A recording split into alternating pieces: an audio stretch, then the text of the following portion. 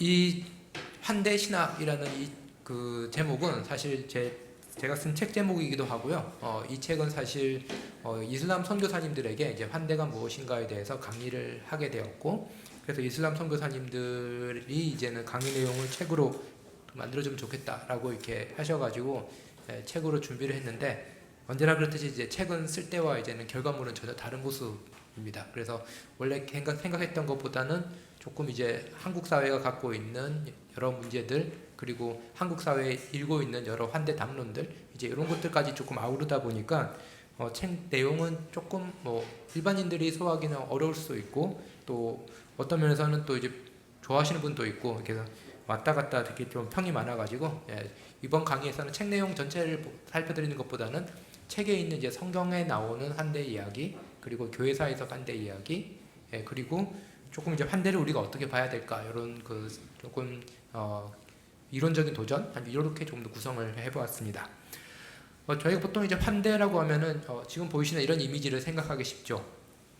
아까 설교에도 나왔지만 이제는 어떤 아주 맛집 정도의 그런 높은 수준의 그런 요리는 아니더라도 조촐하게 요리를 차려놓고 음식을 차려놓고, 그리고 함께 이야기와 그리고 우정을 나누면서 식사를 하는 것, 이것을 이제 환대라고 생각하기 쉽습니다. 그리고 이게 사실 환대에서 매우 중요한 주제이기도 하죠. 우리말로 보면 이제 환대라고 하는 거는 이제는 한자어로 보시면 환영한다 할 때 환자에다가 대접한다 대 대자를 이렇게 써서 반갑게 맞아서 정성껏 후하게 대접한다 라고 이렇게 얘기를 합니다. 그래서 이제는 식사를 대접하는 것, 이것은 정말로 이제 환대에서 중요한 행위이기도 합니다. 그런데 이제는 환대라는 이 개념은 사실 쭉 거슬러 올라가 보면은, 이제는 오늘 설교 때도 보시면은 이 창세기 본문을 이제는 예로 드셨잖아요. 근데 이제는 혹시 이제 그리스나 이런 쪽 가보셨는지 알지 모르는데, 그리스 사람들이 되게 자존심이 높습니다.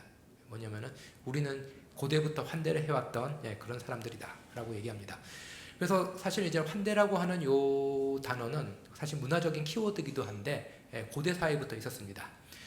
사실 그래서 고대 사회에서는 단지 이제 밥을 잘하는 사람들과 이제 밥을 나눠 먹이고 이제 그런 것들만 이제는 환대가 아니라 생존을 위한 지혜이자 어떤 윤리적인 명령이라고까지 학자들 얘기합니다.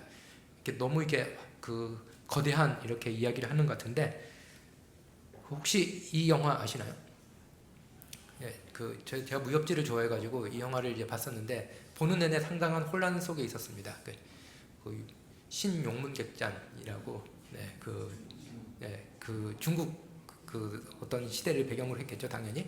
근데 이 영화가 혼란스러웠던 이유가 뭐냐면, 객잔이라고 하면 우리나라 치면 여관 정도잖아요. 그 여관에 모인 사람들끼리 서로 암투를 벌이고 심지어 이제 죽이기도 하는 그런 영화입니다.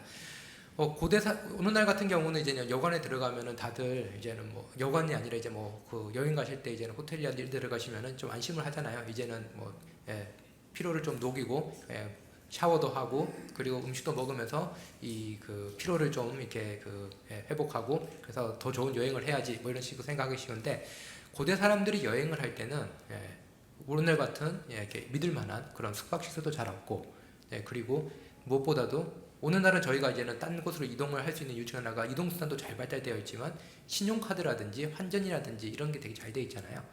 근데 그런 게 안 되는 사회에서는 사실 예를 들어 가지고 밥 한 끼 얻어먹기 위해서 엄청난 보물을 내야 될 수도 있고, 모든 것이 이제 불확실합니다. 그래서 고대 사회에서는 여관에 간다라고 하는 거는 상당히 위험을 감수하는 행위로 여겨졌습니다. 오늘날과는 매우 다른 시대였죠. 그렇기 때문에 여관에 가는 사람들 누구냐? 고대나 중세 사회에서 누구일까요? 주로 별 볼일 없는 사람들이 가는 곳이 고대와 중세의 여관에 사용하는 사람들이었습니다. 왕이 다른 지역을 방문할 때는 주로 어디로 갈까요? 당연히 왕궁으로 가죠. 귀족들이 방문을 할 때는 귀족들이 집으로 갈 거고, 성직자, 옛날에 사제들, 추기경들이 이제 여행을 하면은 당연히 거기에 걸맞는 교회에서 재워주거나 아니면 추기경의 집에 재워주거나 그러겠죠. 그래서 고대에서 이제는 어디로 이동할 때, 물론 이동이 많지 않은 사회지만 여관에 간다라고 하는 건 뭐냐면은 상업에 종사를 하거나 아니면 정말로 어디를 가더라도 자기를 받아줄 수 없는 그런 사람들이 머물던 곳이 이 여관이나 그런 곳이었습니다. 그렇기 때문에 고대 사회에서는 누군가가 왔을 때, 낯선 이가 우리 마을에 왔었을 때 정말로 해줘야 될 것 중에 하나가 뭐냐면은 그 사람에게 먹을 것을 제공하고 그리고 때로는 이제 잠자리를 제공하는 것, 이것이 고대 사회에서는 매우 중요했고요. 그리고 내가 딴 곳에 갈 때도 그것 정도는 이제는 또 감안하고 가야 됩니다. 누군가가 나를 받아주고 먹여주는 호의가 없다면은 나는 이동을 하지 못한다, 여행을 하지 못한다 라고도 생각할 수 있었습니다. 그래서 고대 사회에서 환대는 이제 생존을 위한 지혜이자 윤리적인 명령이었고요. 그래서 그 호메로스라든지 이런 고대 그리스에 나타났던 서사시를 보더라도 그 제우스, 최고 신이잖아요. 제우스의 별명이 나그네의 신, 환대의 신, 이런 식으로 되어 있는 걸 볼 수가 있습니다. 물론 이제는 그 유대 기독교 맥락에서도 여호와 하나님은 환대하시는 하나님으로 이렇게 나타나고 있는데, 고대 그리스나 이쪽에서 보더라도 환대는 매우 중요한 그런 윤리적인 가르침이었고요. 그걸 잘 볼 수 있는 게 뭐냐면은 아시다시피 이 그리스 로마 문명이 이제 지중 해역으로 퍼져나가잖아요. 그래서 구약은 히브리어로 쓰여져 있고 신약은 헬라어 그리스어로 쓰여져 있잖아요. 그 중간에 이제 마케도니아 제국이 이제는 팔레스타인 점령을 하게 되는데, 그때 당시에 이제는 유다 독립운동들이 이제 벌어지게 되고요. 그게 이제는 신구약 성경에는 안 들어와 있고 카톨릭 성경이나 이런 데 들어와 있는 중간기 문헌이라고도 하는데요.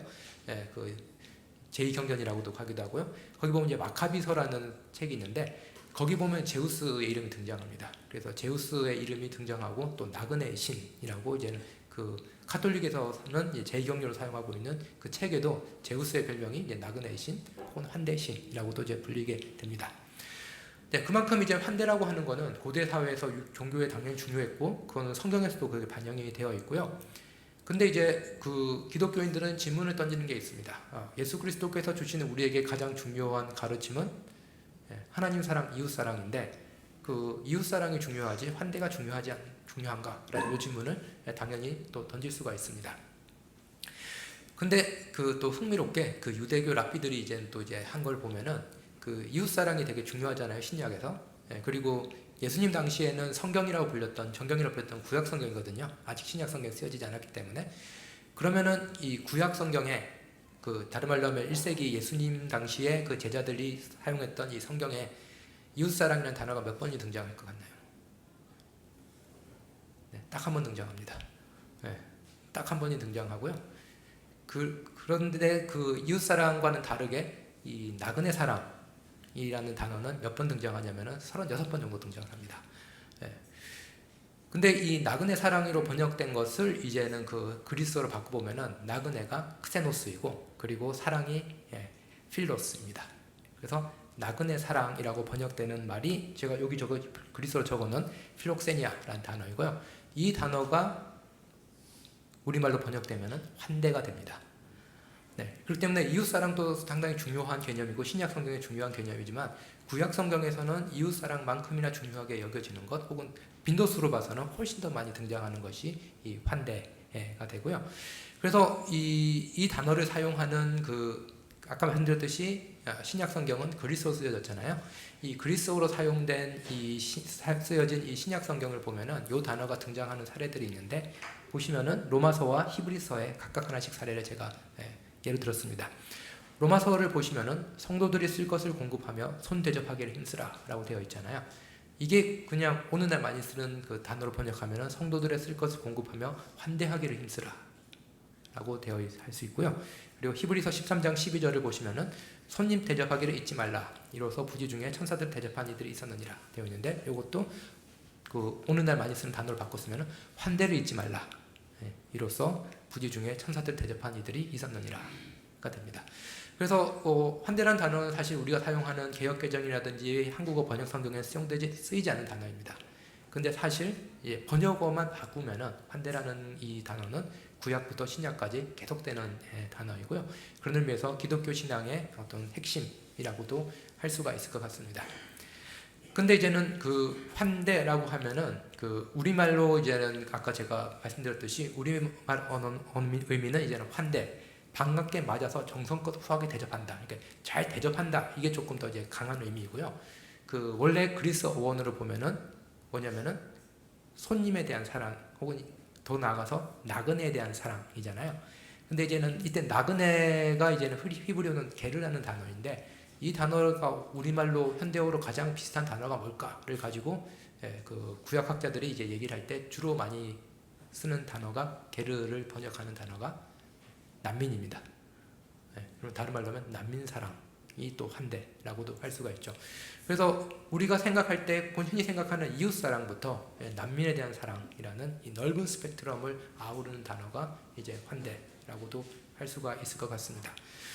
그래서 그 환대라고 할 때 제가 말씀드렸듯이 한국어로 할 때는 이렇게 그 대접한다라는 것이 조금 더 강조되는 경향이 있고 그리스 어원으로 할 때는 낯선이를 대접한다라는 이 낯선이 조금 더 방점이 있는 여지가 있는데 그래서 그 환대라는 단어가 이제 우리나라 말로 처음 번역될 때 저도 유학 끝내고 왔었을 때 이 우리 말로 이제는 글을 많이 안 썼으니까요 10몇 년 동안 그래서 이 단어가 어떻게 번역된지 모르는 상황에서 학생들에게 이 환대에 관한 텍스트를 익혔거든요. 거기 보시면 손 대접하기를 힘쓰라고 되어 있는데 한 10몇 년 전쯤에 나온 우리말 책들 보면은 손 안 띄어쓰고 대접이 많이 있었습니다. 그럼 뭐가 되죠? 손대접이죠. 이렇게 손으로 이렇게 대접하는 게 되잖아요. 그래가지고 그 나름대로 이제 문화 충격이었던 게 환대에 대한 게 발제를 시키면은 학생들이 갑자기 이제는 나그네가 아니라 이제는 떡을 가져와서 떡을 막 돌리기 시작하는 거예요. 그래서 이게 왜 이러지라고 했더니 알고 봤더니 이 띄어쓰기가 안 돼 있어가지고 우리말 번역책에 손대접이라고 되어 있으니까 다 이제 직접 뭘 먹이는 것이 이제 환대라고 하는데 그건 매우 중요한 행위입니다. 아까 그 오전 설교에서 나왔듯이 직접 이제 김치를 볶고 김치찌개를 끓여주는 그 손으로 하는 것도 환대에 매우 중요한 것이지만 그것도 있지만 어떻게 보면은 누구를 우리가 대접하느냐, 누구를 우리가 사랑하느냐 이것도 환대를 생각할 때 매우 중요합니다. 조금 서러운 부분으로 조금 이렇게 여러 이야기들을 이렇게 던진 것은 그 이야기할 것이 많기도 하지만 또 이제는 다른 내용으로 넘어가기 위한 또 하나의 그 준비 작업이기도 한데요. 히브리서 13장 12절을 보면은 이렇게 되어 있죠. 손님 대접하기를 잊지 말라. 다른 말로 환대를 잊지 말라. 이로써 부지 중에 천사들을 대접한 이들이 있었느니라 라고 되어 있죠. 그래서 누구를 언급하는 걸까요? 아브라함이라고 생각하시겠죠. 네. 근데 이제는 그 그리스 로마 시대 사람들을 보면은 이제 제우스를 생각했을 겁니다. 제우스도 이렇게 막 나그네로 변장하고 이렇게 막 찾아다니는 얘기들이 그리스 신화에 나옵니다. 근데 그 그리스 문명권에 있는 사람들이 아니라 유대 문명권에 있는 사람들은 이 글을 보는 순간 당연히 바로 떠오르는 사람은 아브라함과 또 한 명이 더 있습니다. 롯도 천사들을 대접했죠. 그래서 환대에 대해서 얘기를 할 때 우리는 이제 아브라함을 이야기를 하지 않을 수가 없죠. 성경에서 이제는 그 환대의 여러 모습이 나오는데 아까 말씀드렸듯이 아브라함과 롯이 천사를 환대하는 것은 매우 상징적인 그리고 매우 중요한 의미를 가지고 있습니다. 아브라함이 이제는 그 천사들을 환대한 얘기는 창세기 18장에 나오죠. 그래서 오늘 창세기 12장부터 시작했잖아요. 저희가 창세기 12장을 가지고 시작했는데 그 이유를 쭉 읽어보면 재밌습니다. 그 하나님이 그 어떻게 보면은 되게 이제 감질맛 나게 약속을 하십니다. 감질맛 나기란 건 뭐냐면은 될 듯 말 듯 하면서 이루어지지 않는 거죠. 그래서 너를 통해 가지고 큰 민족을 이루겠다라고 창세기 12장부터 계속 얘기하시는데 그 말만 계속 반복하십니다. 계속 반복을 하시다가 창세기 18장에 와서야 드디어 얘기를 하십니다. 이제 아들 주겠다라고 얘기를 하십니다.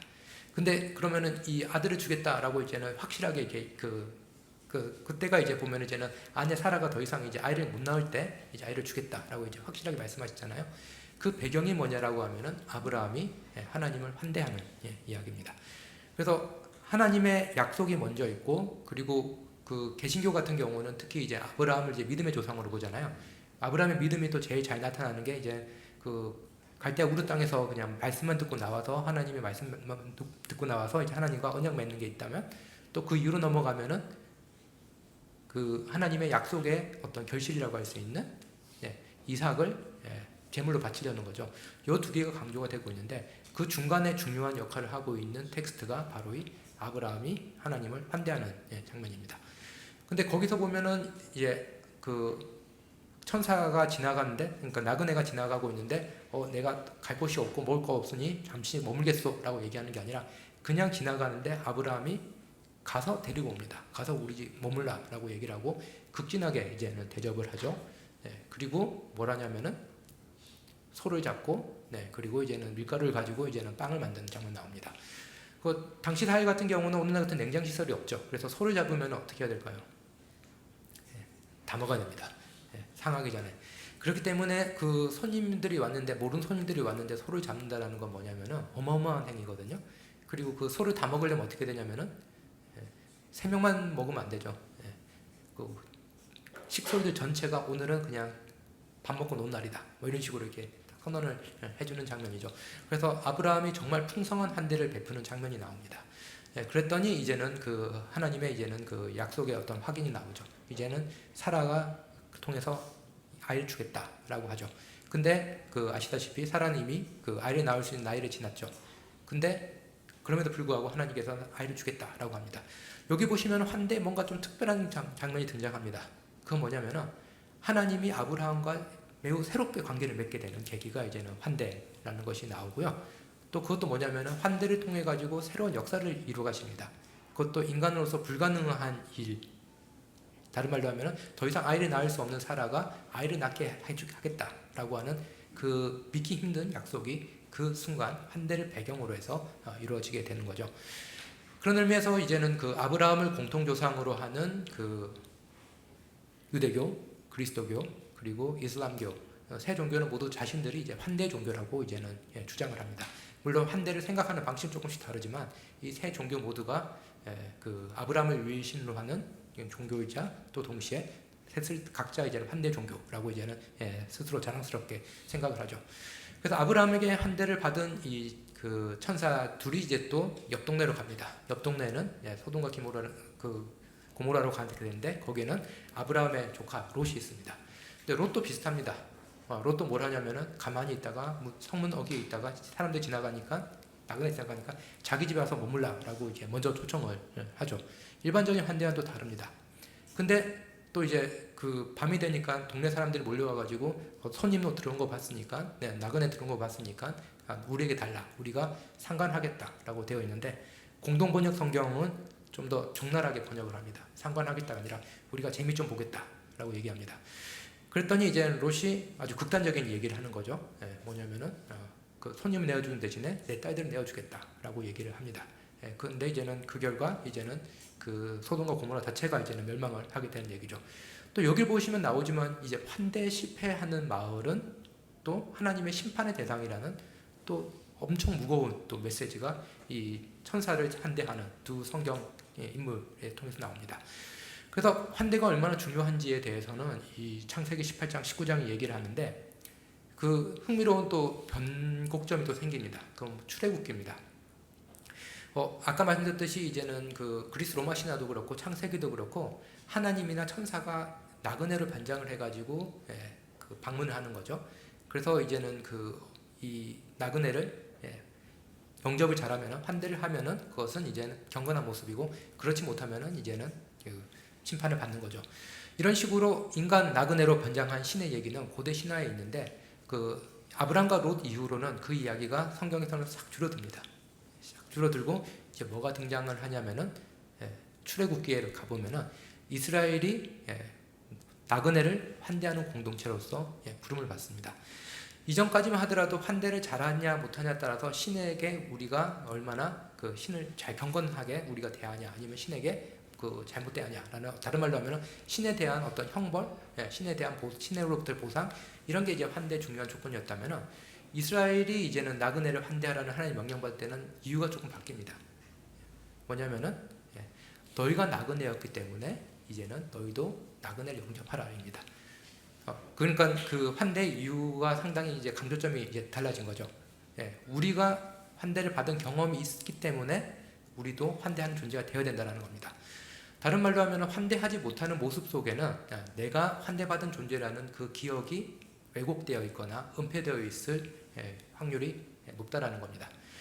그렇기 때문에 하나님께서는 항상 이제는 출애굽기를 보시면 너희가 나그네였기 때문에 나그네를 영접하라, 나그네를 환대하라. 다른 말로 하면은 우리가 누구냐, 나의 정체성이 뭐냐라고 할 때 가장 깊숙이 들어갈 때 내가 누군가로부터 환대를 받은 존재다, 용납받은 존재다 라는 그 정체성을 우리가 이제는 발견할 수 있어야지 우리가 다른 사람을 이제 환대할 수 있는 존재가 될 수 있다는 거죠. 그렇지 않으면 환대라는 것은 또 다른 하나의 그 도덕적인 명령 혹은 율법이 될 위험이 있습니다. 그래서 나그네를 이제 환대하는 공동체로서의 이스라엘은 여러 가지를 이제 생각하게 하는데요. 뭐 또 제가 하나의 사례를 들어드리면은 예전에 제가 있던 교회에서도 그 요즘에는 많이 없어지지만 옛날에는 교회들이 거의 항상 밥을 많이 먹잖아요. 교회에서 밥을 많이 먹고 밥을 많이 먹으면 항상 나오는 게 뭐냐면은 준비하는 사람도 힘들지만 밥 먹고 나면 항상 나오는 게 설거지가 나오잖아요. 그래서 설거지가 너무 힘드니까 이제는 그 이야기가 나왔죠. 이 설거지 거리를 어떻게 할 것이냐라는 이 이야기가 나왔고, 그래서 이제는 그 제안된 것 중에 하나가 각 부서가 돌아가면서 설거지를 하자. 설거지는 이게 제안이 나왔습니다. 그때 제가 중고등부 전도사였는데 그 중고등부도 그 하루 날 잡아서 이제 설거지를 하자라는 이제 제안이 들어왔죠. 그랬을 때 그 이 학부모 2명 집사님의 의견이 이제 맞섰습니다. 그 중에 하나가 뭐냐면은 한 분은 이제는 그 교사 출신이시고요. 예, 교사 출신인데 이제 그분은 이제 어릴 때부터 자기가 그 하는 일에 대해서 책임감을 가지고 하는 것을 이제 교육하는 게 좋다. 그렇기 때문에 밥을 먹고 설거지 정도 한 번 정도는 이제는 중고등부가 해야지 교회 일원으로서 책임감이 길러진다. 내 교회라는 생각이 길러진다. 이게 이제는 주장 1이었고요. 주장 2는 그냥 이제 주부 출신의 이제 집사님이었는데 그 애들은 설거지 시키는 거 아니다. 그러니까 왜 그러니까 하는 말이 교회 와서는 내가 엄청 아무 조건 없이 먹고 싶은 거 먹고 대접 잘 받았다라는 그 느낌이 있어야지 이 아이들이 이제 커서 나중에 그 교회에 오는 사람들을 조건 없이 이렇게 환영해주고 대접해줄 수 있는 사람이 된다입니다. 이렇게 다른 두 인간관이 있잖아요. 하나는 뭐냐면 어릴 때부터 책임은 교육시켜야지 성숙한 사람이 된다라는 거고, 그것도 중요하지만 다른 하나는 뭐냐면은 어릴 때부터 내가 환대받은 존재, 내가 용납받은 존재, 대우받은 존재라는 그 경험이 있어야지 다른 사람도 환영받아야 될 존재, 대우받아야 될 존재라는 그 생각이 생긴다라는 거죠. 그래서 둘 다 이제는 맞는 생각인데 그 환대 신학에 조금 더 맞는 모델은 뭐냐면은 후자 쪽입니다. 내가 먼저 대우를 받았고 내가 먼저 용납받았고 그 경험이 있어야지 다른 사람을 볼 때도 그 사람도 조건 없이 용납되고 대우받을 존재라는 그 생각이 이제 길러진다는 거죠. 물론 현실에서는 그 두 개가 이렇게 날카롭게 구분되지는 않지만 그래도 환대는 무엇에 초점이 있는가 할 때 내가 먼저 용납받았다, 내가 먼저 그 용서받았다, 내가 먼저 환대받았다라는 이 경험이 중요합니다. 네, 그리고 이제는 그 성경을 쭉 보면은 이제 구약 성경에는 그 환대를 한 사람들의 여러 이야기들이 계속 나옵니다. 대표적으로 이제 라합이 한대죠. 라합은 그 이스라엘이 광야 생활을 하고 이제 가나안으로 들어갈 때 정찰꾼들을 보내죠. 근데 사실 정찰꾼들이 이제 낯선 이들과 눈에 띄기 쉽잖아요. 그리고 그 어떻게 보면은 뭐 낯선이기 때문에 뭐 누가 이렇게 테러를 하더라도 갑자기 죽이거나 감금을 하더라도 아무 이상할 거 없는 그런 사람인데 라합이라는 그 당시에 그 성경에 보면은 이제 기생 라합이라고도 얘기가 나오잖아요. 그 어떻게 보면 사회적으로 매우 주변화된 여성이 그 나그네들을 이제 환대를 하는 모습이 나오고 그로부터 이제 새로운 역사가 또 시작이 됩니다. 그 엘리야와 엘리사 같은 경우는 구약의 대표적인 예언자들이죠. 그래서 그 부패한 정권에 대해서 비판을 많이 하다가 매우 이제 곤란에 처하게 되는데요. 이때 이제는 이들이 이제는 그 도망을 다닐 때 혹은 이제는 그 다른 말로 하면은 어떻게든지 이제는 살아남아야 했을 때 이들을 환대한 사람들도 이방 여인들입니다. 이름이 없는 이방 여인도 있죠. 이런 식으로 볼 때 이제는 환대 구약 성경에 보면은 이제 환대가 있는데 그 또 이제는 특이하게 보여주는 건 뭐냐면은 누구를 환대할 수 있을 것 같지 않은 사람들이 환대를 한다라는 겁니다. 잘나고 여유 있고 그런 사람이 환대를 하는 것이 아니라 이름이 없고 이방인이고 전혀 환대를 할 수 없을 것 같은 상황에서 환대가 일어난다라는 게 이런 그 성경 구절에 나오는 하나의 중요한 가르침이고요. 또 하나의 중요한 가르침은 뭐냐면은 그 제가 말씀드렸듯이 환대가 일어날 것 같지 않은데 이 여인들이 환대를 했잖아요. 그로부터 어떻게 보면은 역사에 새로운 것이 없이 그냥 역사는 뭐 약육 강식대로 아니면 뭐 폭력의 논리대로 진행될 것 같은데 그때 누군가가 환대함으로 인해 가지고 역사가 새롭게 열리는 모습들을 이제는 볼 수가 있습니다. 그래서 아까 제가 아브라함의 환대할 때도 사라라는 더 이상 이제는 그 가임기에 있지 않는 한 나이 많은 여인으로부터 새로운 생명의 약속이 이제는 실현이 되듯이 어떻게 보면은 계속 별 볼 일 없이 진행될 것 같은 희망이라고 없을 것 같은 역사 속에서 이름 없는 사람들의 환대를 통해 가지고 하나님이 역사에 개입하셔서 역사가 새롭게 열릴 수 있는 가능성이 새롭게 주어지는 것을 이제 볼 수가 있고요. 거기에 가장 대표적인 사례가 이제 모압 여인 룻에 대한 보아스의 환대라고도 할 수 있습니다. 룻기가 참 재미있는 책인데요. 뭐 여러 가지 재미있는 얘기가 있지만 그 중에서도 제일 놀라운 것 중에 하나가 뭐냐면은 보아스라는 사람이 그 루시라는 모함 여인, 과부죠, 그 미망인이죠. 환대할 이유가 전혀 없을 것 같은데 환대를 하게 됩니다. 근데 이 둘 사이에서 이제는 이제 아이가 태어나게 되고 그 후손이 누구냐면은 다윗이 되는 거고, 그리고 그 다윗의 후손이 누구냐면은 예수 그리스도가 되게 됩니다. 그렇기 때문에 이 모함 여인은 그 이방 여인이고, 그리고 그 남편도 잃고 모든 것을 잃고서 이 시어머니의 고향으로 이렇게 따라 돌아온 여인을 그 보아스가 지혜롭게 환대를 하게 되고, 그 환대를 통해 가지고 또 역사가 새롭게 일어나는데, 그거는 전혀 새로운 방식으로 일어나게 되는 거죠. 예수 그리스도가 탄생하실 수 있는 그런 또 족보가 열리는 것을 이제는 볼 수가 있습니다. 그렇기 때문에 이제는 그 환대라는 것은 이제 역사의 새로움을 불러일으키는 하나님의 하나의 방식으로 또 이제는 성경에서 사용되고 있는데요. 그 대표적인 사례가 이제는 하나님이 직접 인간이 되신 예수 그리스도가 됩니다. 그래서 예수 그리스도께서는 그 뭐 여러 비유를 통해서도 이제 환대를 보여주시기도 하고, 식사 교제를 하시죠. 식사 교제할 때도 보시면은 여러 사람들, 그 가난한 사람들도 있고, 뭐 고아도 있고, 과부도 있고, 뭐 어떤 경계 없이 이렇게 사람들과 사귀는 모습 보여줄 수도 있지만, 또 식탁에도 여러 사람들을 초대해서 같이 식사를 하시는 모습을 이제는 볼 수가 있고요. 그리고 그 이후에 예수 그리스도께서 부활하고 승천하신 이후에 제자들에게 선물을 주신다고 약속을 하십니다. 그리고 그 선물은 어떻게 보면은 제자들로 볼 때는 의아스러울 수도 있죠. 실망스러울 수도 있죠. 왜냐하면 눈에 보이지도 않는 성령을 이제 선물로 주십니다.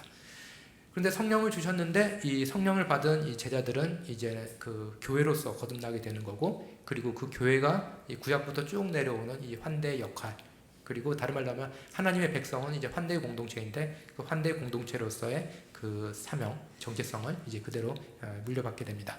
여기까지가 이제 성경에 나와 있는 환대에 대한 이야기를, 이외에도 여러 가지가 있지만 제가 조금 이렇게 중심 뼈대를 이렇게 추려가지고 이제 말씀을 드렸고요. 그러면은 이 성경에 나와 있는 환대들이 어떤 좀 더 구체적인 신학적인 의미가 있는지를 하나씩 설명드리도록 하겠습니다.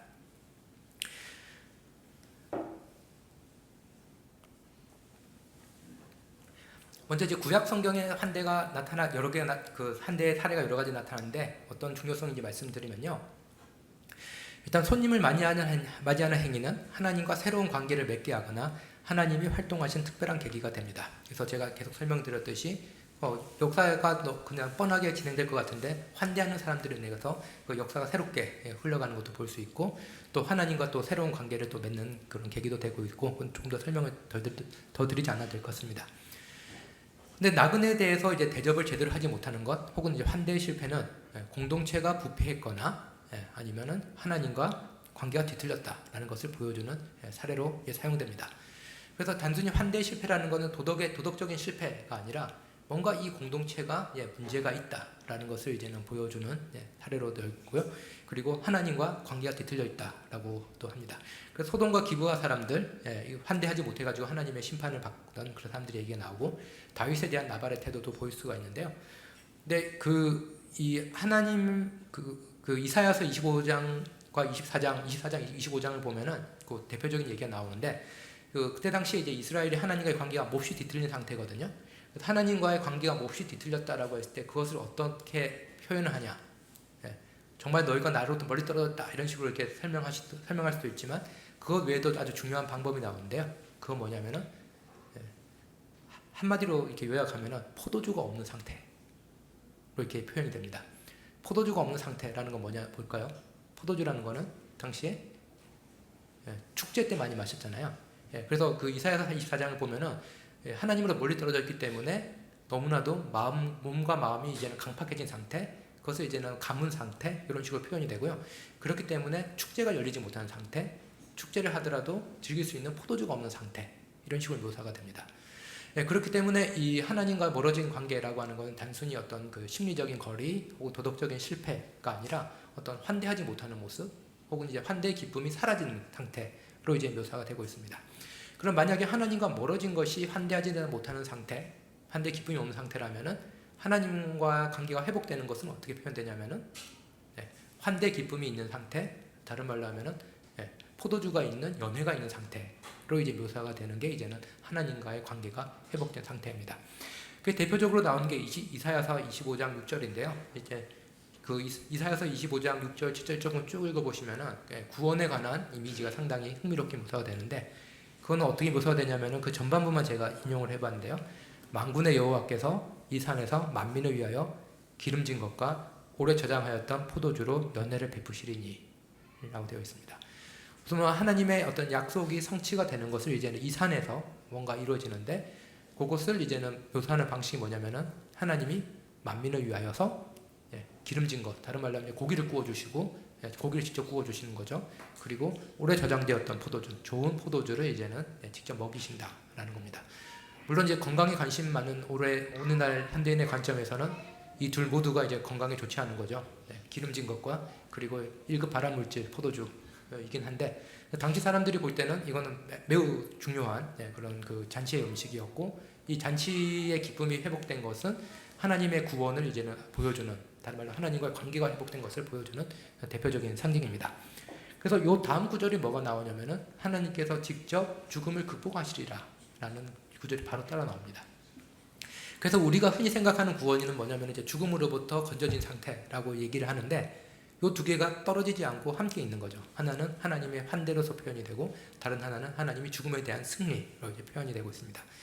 그만큼 이제 환대는 그 구원의 중요한 핵심 이미지로 사용될 정도로 구약 성경에서 큰 중요성을 가지고 있고요. 이게 바로 이어지는 게 뭐냐라고 하면, 이 잔치의 모습이 신약 성경에서 바로 재현되는 게 요한복음에 나오는 예수님의 가나의 혼인잔치가 됩니다. 그래서 가나의 혼인잔치를 어떤 식으로 읽을까라고 할 때, 뭐 예전에 그 제가 신학 배우고 그랬을 때 많은 뭐 신학자들이 했던 얘기가, 그것이 이제 공생애 이전에 있었던 기적이지만 예수 그리스도의 어떤 신적인 권위, 이런 것들을 보여주는, 물을 포도주로 바꿔내심으로써 자신의 실제 정체성을 보여주는 것, 이런 식으로 이제 설명을 많이 했는데요. 오늘날 같은 경우는 그 뭘로 또 많이 보냐면은, 그 가나의 혼인잔치를 제대로 이해하려면은 이사야서 24장, 25장을 배경으로 읽어야 된다라고 얘기합니다. 이사야서 24장은 제가 말씀드렸듯이 하나님과 멀어진 관계를 그 잔치의 기쁨이 사라진, 환대의 기쁨이 사라진 상태로 묘사했죠. 이사야서 25장 같은 경우는 하나님과의 관계 회복을 하나님께서 직접 잔치의 주인이 되셔가지고 우리를 초청해 주시는 그런 상태로 묘사했죠. 그럼 가나의 혼인잔치 얘기를 보시면은 그 구조를 매우 닮아 있습니다. 뭐냐면은 처음에 이제는 잔치가 있어가지고 예수님이랑 그 마리아랑 그 제자들이, 예수님 제자들이랑 같이 이제는 그 가나를 방문하죠. 근데 곧 뭐가 일어나냐면은 잔치에 포도주가 떨어집니다. 그러니까 포도주가 떨어졌다는 거는 이 잔치가 이제는 이제 파괴될 위험이 있는 거죠. 왜냐하면은 고대 사회에서 잔치의 주인은 신랑이고, 신랑의 중요한 역할은 계속해서 잔치에 포도주를 이제 제공하는, 잔치의 기쁨이 마르지 않게 하는 게 중요한 역할입니다. 근데 이제는 그 상태가 됐더니 이제는 어머니 마리아가 와서 신랑한테 얘기하는 게 아니라 누구한테 얘기하냐면은 예수님한테 얘기하면서 하는 말이, 포도주가 이제 없다라고 얘기합니다. 마치 이사야서 24장의 어떤 위기감 같은 것이 이렇게 느껴지는 거죠. 그랬더니 그 예수께서는 바로 나랑 무슨 상관입니까? 라고 오늘날로 차돈남처럼 처음에 이렇게 딱 이렇게 거부하셨다가, 뒤로는 이렇게 그 돌 항아리에다가 물을 부어라라고 하시고, 그 물을 이제 포도주로 이제 바꾸시는 거죠. 그럼으로써 나타난 게 뭐냐면은 다시 잔치가 기쁨이 가득한 곳으로 변모했다라는 거죠. 그렇기 때문에 이사야서의 이 24, 25장 내용을 아는 사람들이 요한복음 이 텍스트를 읽었을 때 당연히 생각했던 것은 하나님께서 직접 고기를 구워 주시고 오래된 좋은 술을 이게 대접하는 그날이 예수 그리스도와 함께 도래했구나라는 것을 이제는 상상할 수가 있었던 거죠. 그리고 누가복음에서 또 바로 이제 예수님께서 이 공생애를 시작하시면서 회당에 가셔서 읽으신 말씀이 이제 이사야 말씀을 읽으셨는데, 그때 나오는 것도 희년 내용을 이제 선포하시는 거죠. 그래서 이제 눈먼 자, 옥이 갇힌 자, 가난한 자들을 이제 회복시키는 말씀을 하십니다.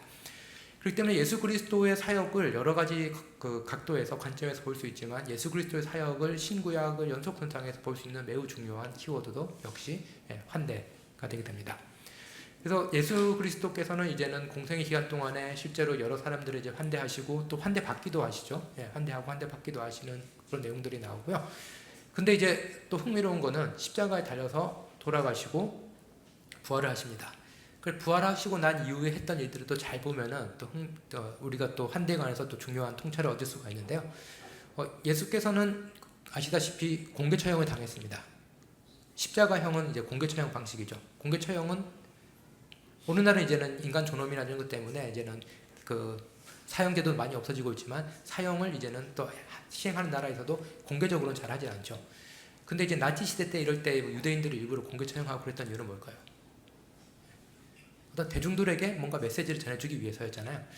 예수께서도 십자가에서 달려 돌아가신 건 공개 처형이었습니다. 빌라도의 법정 앞에서 그 판결을 받으시고 그 다음에 공개적으로 처형을 당하셨기 때문에 사람들에게 소문이 퍼졌겠죠, 예루살렘에. 근데 예수께서 부활하셨을 때 일반적으로 생각할 때 그 예수께서 공개 처형을 당했다면은 그때 당했던 어떤 오해, 불신, 모욕 이런 것들을 한 방에 되돌리는 방식은 뭐냐면은 공개 부활입니다. 사람들이 정말 많은 데서 부활을 한번 딱 해서 나타나시면은 사람들이 이분은 진정한 하나님의 아들이네 라고 하면서 됐겠죠. 근데 예수께서는 그런 방식을 취하지 않으셨죠. 뭘 하셨냐면은 어떻게 보면 은밀하다고 하시는 방식으로 소수의 제자들이 있는 곳에 찾아가셔서 자기를 보이시고 음식을 나누시고 이야기를 나누시는 모습을 볼 수가 있습니다. 그래서 어떻게 보면 이제는 부활이란 것이 이 기독교 신앙의 어떤 정체성을 형성하는 거라면은 예수께서 부활을 보여주셨던 방식은 기독교가 단순히 어떤 그 외형적이고 공개적이고 그런 것이 아니라 뭔가 인격적이고 증언을 중요시하고 그리고 뭔가 이제는 그 환대라는 그런 맥락 속에서 이루어지고 있다라는 것을 저희가 조금 더 생각해 볼 여지를 주고 있다라고 할 수 있습니다. 그래서 부활하신 예수께서 그 제자들을 이제 찾아다니시는데 그 예루살렘 밖에서 하신 일은 크게 두 가지입니다. 그 뭐냐면은 누가복음에 나오는 엠마오로 가는 제자들에게 찾아가신 얘기, 그리고 요한복음에 나오는 디베리아 호수의 베드로를 찾아가신 얘기입니다.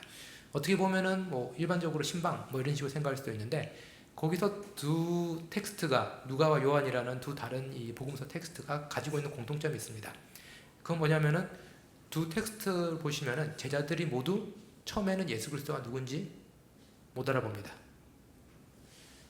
그러고 있다가 예수께서 이제 말씀하시니까 이제는 그 엠마오로 간 제자들은 이해는 잘 되는데 아직까지 누군지는 모르고 있죠. 그러다가 저녁 때 예수께서 같이 그 유숙하자, 같이 그 먹고 자자라고 하시면서 빵을 딱 떼시는데 그때 누군지 알아보게 되었고, 그러자 예수께서 이제 사라지셨죠.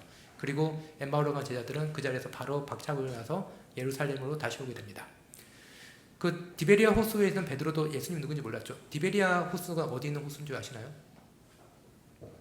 갈릴리에 있는 호수죠. 근데 갈릴리 호수도 있는데 왜 디베리아 호수라고 불릴까요? 갈릴리 호수가 워낙 크기 때문에 그 중에서 티베리우스 황제가 만든 도시 앞부분에 있는 갈릴리 호수를 디베리우스 호수라고 합니다.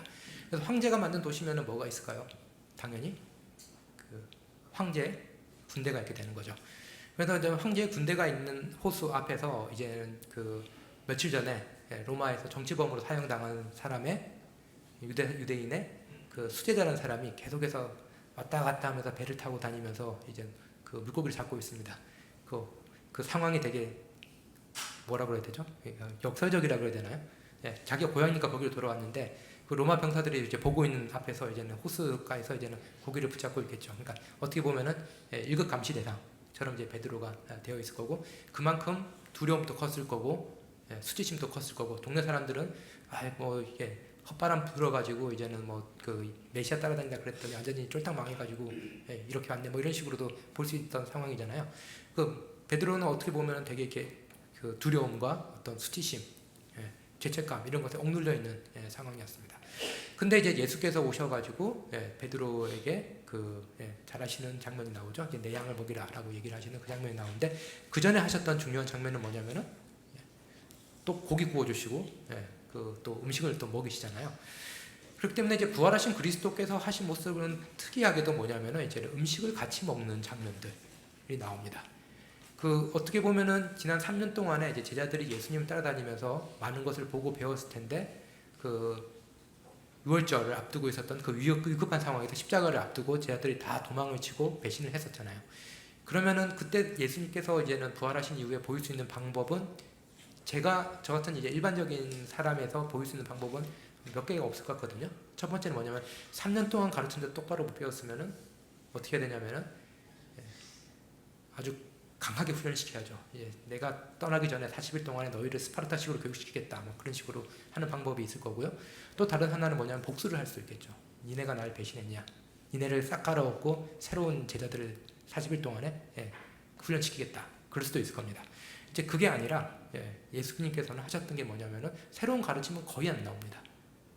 보시면은 같이 공간을 같이 있는 곳에 나타나시고 음식을 같이 나누시고 그리고 기존의 말씀들을 인격적인 관계 속에서 새롭게 풀어주시고 무엇보다도 직접 음식을 이제 나눠주시는 모습인 거죠.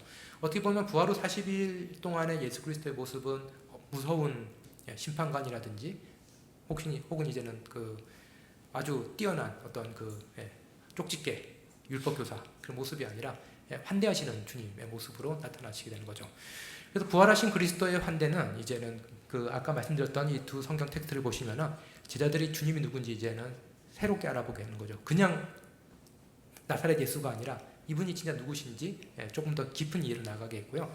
그리고 말씀도 이제 이전과는 다른 의미에서 예수 그리스도의 어떤 정체성과 자기들을 엮는 방식으로 이해했고 무엇보다도 두려움과 그리고 수치심, 모욕감 이런 것에 있었던 그들을 이제 회복시켰고 그리고 끝으로 부활의 증인으로 살아가게 하고 공동체를 이제 만드는 모습을 볼 수가 있습니다. 그래서 그 누가복음과 이제 요한복음 텍스트가 공통적으로 보이는 거 뭐냐면은 누가복음 텍스트도 밤에 엠마오 도착했다가 출발을 하잖아요. 그러면 이제 예루살렘 동쪽에 있으니까 떠오르는 해를 보면서 이제 떠오르는 가는 장면이 나오는 거고 디베리아 호수도 이제 서쪽에 있거든요. 근데 그 배를 타고 이제 올 때는 이제 해를 등지고 이제 예수님께로 왔다가 다시 해가 뜨는 모습을 보면서 예수님과 이제는 베드로가 이야기하는 모습이 나옵니다. 이 두 장면이 모두 상징적으로 보여주는 것은 뭐냐면은 어둠이 아니라 이제 새로운 빛이 떠오르는 곳을 향해서 이제 제자들이 가고 있다라는 것을 이제 보여주는 두 텍스트가 됩니다. 그래서 그들의 회복 그리고 이제 다시 예루살렘으로 돌아와서 부활의 증인으로 살기 위해서 공동체 즉 교회를 형성하는 모습을 신약 성경이 보여주고 있습니다. 네, 이렇게 그 신구약 성경 모두 이제는 환대가 중요한데 이 초대교회 모습들을 보면은 그렇기 때문에 이 환대 중심으로 이제 교회가 이제 구성이 되는 것을 이제 볼 수가 있습니다. 그래서 초기 그리스도인들에게 이제 환대라는 것은 그 하나님의 환대에 우리를 이제 용서해 주시고 용납해 주시는 하나님의 환대에 참여하는 것이자 또 동시에 우리를 위해서 나그네 되신 그리스도를 이제 영접하는 예로 여겨지게 됩니다. 그래서 마태복음 보시면은 예수님께서 이제는 그 심판을 하시러 오셨는데 뭐냐면은 어떤 사람들은 오른쪽, 어떤 사람은 왼쪽에 놔두고 오른쪽에 있는 사람들은 내가 언제 주님께 잘해드렸다고 이렇게 저희들을 이렇게 잘하십니까 했더니 너희가 가난한 자, 오기 갇힌 자한테 잘한 게 곧 나에게 한 것이다 라고 얘기를 하시는 거죠. 그리고 그 심판받을 자들에게는 우리가 언제 주님을 냉대했습니까? 라고 했을 때는 가난한 자, 오기 갇힌 자에게 너희가 한 것이 곧 나에게 한 것이다 라고 해서 심판을 얘기하십니다. 그러면서 그 창세기에 나왔던 다른 말로 하면은 그 나그네로 변장했던 신의 모습이 인간이 되신 하나님인 예수 그리스도의 모습을 통해서 다시 신약에 이제 등장을 하게 되는 거고 그러면서 다시 이 나그네들 우리 도움이 필요한 이들은 또 다른 의미에서 이제는 하나님을 대하는 것과 똑같은 그런 중요성을 또 부여받게 됩니다. 그래서 사도행전 2장을 보시면은 이 초대교회의 등장을 잘 보여주는 오순절 사건이 나오는데요. 고대 사회 같은 경우는 물론 이제 환대를 하기도 하고 우정 나누기도 했지만 같은 부류 사람들에게 주로 호의를 베풀었습니다. 그래서 다른 사람들을 이렇게 식사에 초대하고 그런 것도 매우 중요했지만 주로 이제는 유사한 그 계급, 배경, 문화 그런 사람들이 주로 식사를 나누었죠. 근데 그 교회는 전혀 다른 모습을 보여줍니다. 교회는 뭐냐면은 고대 사회가 가지고 있었던 모든 경계들을 뛰어넘으면서 사람들이 한 공동체로 이제 모여들기 시작을 했고 서로를 이제 환대를 하게 되죠. 그걸 잘 보여주는 게 이제 오순절에 있는 베드로의 설교인데요. 오순절에 그 성령이 내리니까 사람들이 이제 방언을 막 하기 시작했죠. 우리는 이제 방언에 많이 초점을 기울이고 있는데 그 이유 구절도 매우 중요합니다. 근데 사람들이 이제 방언을 하니까 그 관찰하고 있던 사람들이 이 사람들이 나 술 먹었나? 라고 했더니 이제 베드로가 그게 아니라 요엘서의 예언이 성취된 것이다 라고 얘기를 하게 되죠. 그래서 그 요엘서의 예언은 그 마지막 날에라는 이 찬양으로 이제 유명한데요. 뭐 교회에서 많이 부르는데 요엘서 예언이 잘 요약이 되어 있습니다. 그러면은 제가 요걸 좀 읽어보면은 마지막 날에 내가 나의 영으로 모든 백성에 부어주리라 라고 되어 있죠. 그리고 자녀들은 예언할 것이고 처녀들은 환상을 보고 아비들은 꿈을 꾸리라 주의 영이 임하면 되어 있죠. 그게 아주 그 요엘서와 사도행전에 나와 있는 요 성경 말씀을 가지고 좋은 찬양 만들었는데 뭐가 하나 빠져 있습니다. 네, 신학자의 그 과도한 관심인지 모르는데 그 이 성경을 이제 찬양으로 만들 때 뭐가 빠졌는지를 보는 것도 되게 재밌거든요. 재밌다 그러면 좀 그렇지만 아무튼 그 우리가 생각하고 있는 어떤 선입견 이런 것들을 돌아보게 하거든요. 뭐가 빠져 있습니다. 다시 그 후렴 부분을 보시면은 도돌이표 부분, 자녀들은 예언할 것이고 청년들은 환상을 보고 아비들은 꿈을 꾸리라. 하나가 더 있습니다. 요엘서와 사도행전에 남종과 여종 얘기가 나옵니다. 그 부분이 빠져 있죠. 예, 그래서 상당히 제일 중요한 부분 중에 하나인데 그렇습니다. 여기 보시면은 그 성령께서 임하시는 어떤 그날이죠. 그 하나님의 회복의 때, 하나님의 날, 그날입니다. 그 자녀들은 예언을 합니다. 예언이란 거는 어떤 권위를 가지고 하나님의 말을 하는 거죠. 예전에도 그렇고 오늘날도 그렇고 주로 교회에서 누가 얘기를 하시죠? 네, 자녀들이 얘기 안 합니다. 이제 나이 드신 분들이 얘기합니다. 네, 장로님 아니면 운영위원회 뭐 이런 주로 얘기를 합니다. 목사님. 근데 자녀들은 예언을 한다는 겁니다. 그러니까 어떻게 보면은 그 나이로 대변되는 어떤 사회적인 그 구분이 와해가 된다는 거죠. 성령께서 오시는 그날에. 그 다음에 청년들은 환상을 보고 그리고 아비들은 꿈을 꾸리라. 나이 많은 사람들이 꿈을 꾼다 합니다. 보통 누가 꿈을 많이 꾸죠? 그 청년들이 꿈을 많이 꾸잖아요. 그래서 교회들 이렇게 바꿔야 됩니다. 사회를 이렇게 바꿔야 됩니다. 하면은 나이 드신 분들은 내가 다 해봐서 아는데 뭐 이렇게 가잖아요. 네, 이렇게 항상 이렇게 충돌이 일어나죠. 근데 보면은 아비들이 꿈을 꾼다 되어 있습니다. 그러니까 이제 보시면은 그 나이로 인한 그런 그 어떻게 보면은 인류가 계속해서 고민해 오는 게 이제 나이로 인한 어떤 그 사회적인 어떤 갈등 있잖아요. 계층에 의한 갈등도 있고. 근데 여기서 또 빠진 게 뭐냐면은 남종과 여종입니다. 남종과 여종이라고 할 때 이제는 거기서 이제는 우리가 주목할 건 뭐냐면 또 인류 역사에서 계속해서 일어나는 갈등의 요인은 성별에 대한 갈등입니다. 가부장제로 인한 어떤 갈등이 계속 있었죠. 그것도 성령이 오시면은 그것도 극복이 되리라라고 되어 있죠. 남종과 여종의 또 특별한 권위를 관심을 보이고 있잖아요. 그럼 종의 반대는 뭐죠? 주인이잖아요. 고대 사회에서는 자유인의 세계입니다. 자유인이 결정을 하고 자유인이 경제 생활을 하고 자유인이 정치를 한 것이 고대 사회였습니다. 근데 그게 아니라 종들도 하나님의 특별한 관심을 받고 성령을 통해서 회복되고 그들도 함께 어떻게 보면 이 하나님의 때에 참석하리라는 거죠. 그래서 보면은 나이에 의한 세대에 의한 갈등 그리고 종과 주인이라는 어떤 경제적인 사회 계급적인 갈등 그리고 남과 여라는 어떤 가부장적인 갈등 이것이 다 회복이 되리라 라고 얘기를 했던 것이 요엘서의 예언인데 이 찬양에서는 제일 중요한 것들이 좀 빠져 있다라고 그냥 저희 사견으로 말씀드렸습니다. 어디 가서 말씀하시면 안 되고 저희 사견으로 말씀드렸습니다.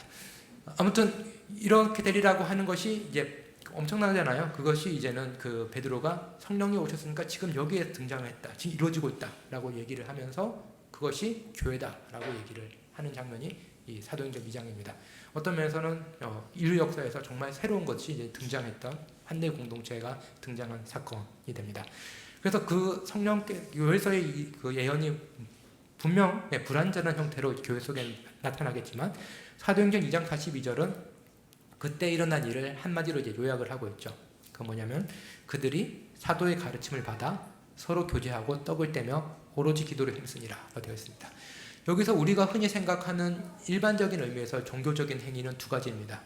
사도의 가르침을 받는다, 설교 듣는다는 거죠. 오늘날로 하면은 기도를 하는 거죠. 경건 생활에 힘쓰는 거죠. 근데 가운데는 뭐가 있냐면은 서로 교제하고 떡을 뗀다입니다. 그때 초대교회를 형성한 거는 어떻게 보면 우리가 일반적으로 생각하는 말씀 듣고 기도하는 어떤 종교적인 행위, 일반적인 종교적 행위라는 것도 있겠지만 우리 일반적으로 생각할 때 종교적 행위가 아니라 우리가 교회가 조금 여력이 있을 때 하는 거, 예배 끝나고 하는 것이라 생각하는 환대, 떡을 떼고 교제하는 것이 초대교회가 형성되는 두 기둥처럼 이렇게 나와 있는 것을 이제 볼 수가 있고요. 사도행전을 보면 이게 조금 더 구체적인 형태로 나옵니다. 그게 어떤 식으로 나오냐면은 말씀드렸듯이 이제는 말씀을 듣고 뭐 그런 예배하고 그런 것들 하나가 있다면은 다른 하나는 공동체 내부에서 떡을 떼고 교제를 하면서 공동체 내부의 약한 자를 도우라. 하나가 나오고 그 다음에 공동체 외부로 필요한 사람들에게 그 바울이 계속 헌금 문제 때문에 고생하잖아요. 공동체 외부로 이제 도울 사람들을 도우라라는 형태로 나타납니다. 그래서 이 성령께서 오시고 형성된 교회는 그 오늘날 우리가 교회와 한대가 어떤 식으로 연결되는지 보여주는 어떤 패러다임을 형성을 합니다. 하나는 말씀을 듣고 예배를 하는 거죠. 말씀을 통해서 우리는 우리를 환대하시는 하나님, 우리를 용납하시는 하나님, 그리고 내가 너희를 환대했듯이 너희도 환대를 하라라는 하나님의 말씀을 이제 듣게 됩니다. 그리고 예배의 구조는 하나님의 환대로부터 시작해서 하나님의 축복으로 끝나는 그 형태로 예배 의식이 이제 형성이 되어 있죠. 그리고 그 교회 내에서 우리는 함께 서로 교제하면서 서로를 이제 환대하고, 그리고 교회 내에서 여러 방면으로 약한 사람들을 이제 돕게 됩니다. 그리고 또 교회는 교회 밖으로, 어떻게 보면 교회 밖으로 한다는 것은 어떻게 보면 나의 이익과 혹은 나와 가까이 있는 사람들, 이웃과의 이익과는 별 상관이 없잖아요. 그럼에도 불구하고 교회는 교회 밖으로 이 도움을 펼칠 수 있는 환대의 공동체로서, 그때는 종교적인 정체성도 덜 중요하겠죠. 교회 내에서 하는 것과 교회 외로 이제 환대를 실천할 때는 분명히 우리가 종교적 정체성을 질문하는 방식도 조금 다르려고 생각을 합니다. 그렇기 때문에 이 초대 교회가 등장했을 때 이제 어떤 강한 환대 동력을 가진 공동체로서 이제는 등장을 하게 됐고요. 이것이 고대 그리스도교가 로마 제국에서 급속도로 팽창하게 되는 그런 계기로 작동을 하게 됩니다. 그래서 로마 시대 때 기독교를 좋아했던 황제도 있고 싫어했던 황제도 있었고, 그냥 무관심했던 황제도 있었고, 탄압했던 황제도 있는데, 기독교를 조금 이제 탄압했던 황제들도 그 편지에 보면 이런 장면 나옵니다. 우리가 그렇게 별로 생각하지도 않고 있는 그 그리스도인들 있잖아요. 그 그리스도인들이 이렇게 가난한 자들을 돕는 것 좀 보고 우리 로마 종교 지도자들도 좀 배우라고, 이렇게 로마 황제가 글 쓴 걸 보는 걸, 그 편지를 쓴 걸 보는 걸 볼 수 있는 걸 보더라도 그만큼 이제는 기독교라고 하면은 뭔가 특별한데, 그 특별한 모습 중에는 이제 가난한 자들, 도움이 필요한 자들을 돕는 모습들이 있었다라는 거고요. 그것이 이제는 기독교가 로마 사회에서 큰 주목과 갑작스런 또 이제 폭발적인 또 이렇게 팽창을 할 수 있었던 주요 동력 중에 하나가 됩니다. 네, 이렇게 이제 초대교회 때부터 이제 환대가 중요하다라고 했는데, 이제는 환대가 주변화되는 모습들이 이제 역사 속에 나타납니다. 사실 환대라는 표현 잘 들어보셨나요? 예인교회는 많이 썼을 것 같은데 대부분 교회가 최근까지 많이 쓰지 않았습니다. 그리고 저희 아버지 같은 경우도 이제는 장로님으로서 몇십 년 동안 계셨고, 그리고 여러 그 선교국에서도 일하셨고, 선교부에서도 일하셨고, 사회구제부에도 일하셨고, 근데 제가 환대 신학이라는 책을 쓴다니까 환대가 뭐냐라고 얘기를 하시더라고요. 네, 그만큼 이제는 환대라는 단어 자체가 매우 낯선 단어고 잘 쓰이지 않은 단어였습니다. 그 이유는 여러 가지가 있습니다. 왜냐하면 번역어가 통일이 안 됐던 것도 있고요. 근데 이제 그 환대라는 쪽으로 이제 번역어들이 지금 쭉 최근 몇 년 동안 모이고 있기 때문에, 아까 말씀드린 손대접 이런 것도 환대로 환대가 손대적으로 번역이 됐잖아요. 그런 것도 있지만, 또 동시에 이제는 개신교에서는 환대를 조금 주변화할 수밖에 없었던 이유가 몇 가지가 있습니다. 그거에 대해서 조금 말씀을 드리도록 하겠습니다. 초대교회 때는 환대가 중요했죠. 그러다가 이제는 기독교가 이제는 로마 제국 지중해 영역으로 쫙 퍼져나가면서 이제는 결국은 4세기에 이르러서 기독교가 이제 공인이 되게 됩니다. 그러면은 이전에 비해서 환대를 하기 좋아졌을까요? 안 좋아졌을까요? 인류 역사에서는 뭐든지 그렇다 한마디로 정리되는 경우가 결론 나는 게 거의 없습니다. 답은 yes and no입니다. 왜 그러냐면은 이때까지는 이제는 환대를 하더라도 주로 집에서 환대를 하거나 작은 공동체에서 환대를 하거나 그랬죠. 이제 로마 황제의 후원을 입을 수 있다라는 거 어떤 걸까요? 각종 세금 혜택. 어느 날 또 이제는 논란들 있잖아요. 목회자들 세금 내야 되냐 안 내냐. 그게 초기에 시작됐던 이유가 기독교가 공인되면서 세금 면제를 해줍니다. 주교들에게. 그 이유는 뭐냐라고 하면은 그 돈 가지고 한 대 더 해라. 구제를 더 하라. 라는 이유로 세금 혜택을 세금 면제를 해주죠. 오늘날 같이 이제 정치와 종교가 분리되었기 때문에 세금 문제, 이거는 좀 나중에 개입된 논리이고, 초대교회 때 주교들에게 교회에다 세금을 면제해줬던 이유는 그 돈 가지고 어차피 구제를 해야 되니까 구제를 더 하라. 라는 거죠. 네. 그럼 이런 식으로 이제 세금 혜택. 고죠. 그리고 예전에 신전으로 쓰였던 건물들 이런 거 교회에서 쓰세요 막 하죠. 그러니까 환대를 더 잘할 수 있는 조건이 형성이 된 건 맞습니다. 근데 항상 역사에서 밝은 면이 있으면 그림자도 있습니다. 그건 뭐냐면은, 이제 교회에서 이제는 환대를 이제는 적극적으로 하게 되는 거죠. 그래서 교회에서 직접 그 여행자들을 위한 숙박시설도 만들고, 그리고 그 환대가 영어로 하스피탈로 쓰잖아요. 거기서 나온 오늘 같이 나온 단어가 하스피탈, 병원. 교회가 병원도 만들게 되죠. 이런 식으로 하게 되니까 뭐냐면은 교회가 환대를 너무 잘하게 된 거죠. 예전 비해서. 지금은 보다 못하겠지만 예전에 비해서 잘하게 되니까 사람들이 생각하는 거는 그 환대라는 거는 모든 그리스도인이 하는 게 아니라 교회에 소속된 병원에 있는 사람들이 하는 거, 아니면은 교회가 수도원에서 운영하고 있는 숙박시설에 있는 사람들이 하는 것, 이런 식으로 생각을 하게 되는 겁니다. 그래서 모든 사람들이 이 환대를 하는 게 아니라 교회나 수도원, 병원 등에서 주로 일하는 사람들이 환대를 하는 거다라는 생각이 생기는 거죠. 그래서 환대 사역이 전문화되고 환대가 이제 공적 장소에 이루어지면서 환대가 모든 이가 실천할 덕목이라는 것이 아니라 이제는 전문화된 사람들은 좀 환대를 더 하고, 우리들은 우리랑 친한 사람들, 이런 사람들 이렇게 집에 데려와서 재우고 먹이고 이런 식으로 환대를 이제 생각하게 됩니다. 이런 식으로 생각하면 어떻게 될까요? 환대가 다시 초대교회 달리 끼리끼리 환대처럼 될 위험이 생겨나게 됩니다. 그래서 끼리끼리 환대가 되니까, 그러니까 여행객들은 그냥 수도원에 있는 숙소 가서 주무시고, 주교들이 오면 어디가 자야 될까요? 옆 동네 주교가 오면은 우리 동네 주교관에서 자야 되는 거죠. 이런 식으로 이렇게 다시 다시 이제 환대가 계층화되는 위기가 있게 되는 거고, 이제 여기에 문제를 삼았던 사람들이 누구냐면은 종교개혁자들입니다. 종교개혁자들이 다시 초대교회처럼 우리는 환대를 해야 된다라고 주장을 하게 되었습니다. 근데 또 이제는 종교개혁 역시 명가함이 있습니다. 뭐냐면은 종교개혁의 슬로건 중에 대표적인 게 뭐냐면은 오직 믿음입니다. 오직 믿음이면은 환대는 어디가 있을까요? 구원받는 데는 중요하지 않다가 되게 됩니다. 그렇기 때문에 오직 믿음으로 구원받고 난 다음에 우리가 해야 될 게 그 환대처럼 이게 여겨지게 되는 거죠. 근데 초기교회 문서, 예를 들면은 클레멘스가 쓴 편지 같은 경우는 그 교황이었거든요. 로마 교황이었는데, 그 대표적으로 나온 게 히브리서에 나온 그 믿음의 그 의인들 그 목록처럼 쭉 나오는데, 그 중에서 보면은 아브라함과 롯과 라합은 믿음과 환대로 구원받았다라는 표현을 씁니다. 그러니까 믿음과 환대를 거의 동급으로 놓을 정도로 중요시했는데, 개신교 슬로건에서는 오직 믿음이다 하니까 환대가 들어올 여지가 많이 없어지게 되는 거죠. 그러니까 개신교에서는 환대는 중요한데, 환대 너무 열심히 하면은 말씀을 강조하지 못하는 거 아닐까? 환대 너무 열심히 하다가 다시 율법주의로 가는 게 아닐까? 뭐 이런 식의 이제는 그런 딜레마들이 이제 생기게 됩니다.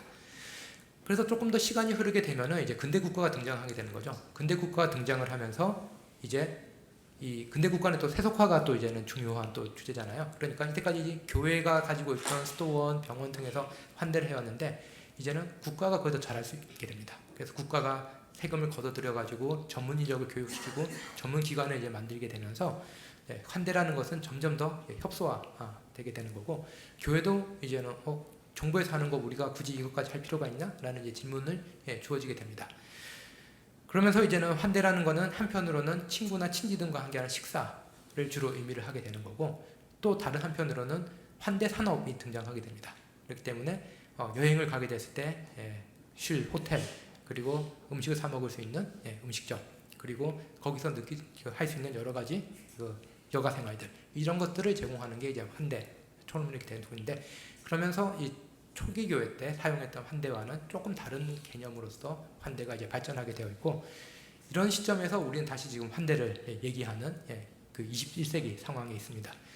왜일까요?